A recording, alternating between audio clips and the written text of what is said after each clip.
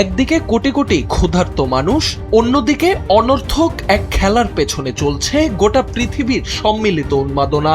এই উন্মাদনা প্রমাণ করে মনুষ্যত্বের মর্যাদা আমরা অনেক আগেই হারিয়ে ফেলেছি। ফুটবল বিশ্বকাপ নিয়ে শায়েখ আহমদুল্লাহর এই স্ট্যাটাস এখন সামাজিক যোগাযোগ মাধ্যমে আলোচনার কেন্দ্রবিন্দু।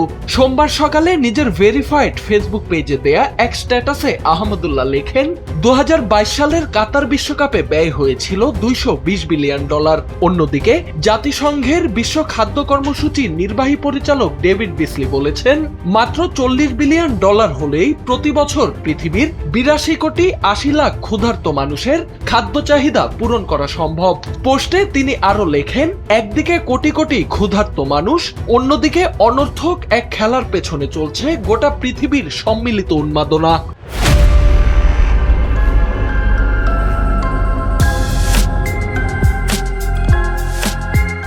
এই উন্মাদনা প্রমাণ করে মনুষ্যত্বের মর্যাদা আমরা অনেক আগেই হারিয়ে ফেলেছি। পৃথিবী জুড়ে এখন কেবলই মনুষ্যত্ব বিবর্জিত খোলস মানুষের বসবাস।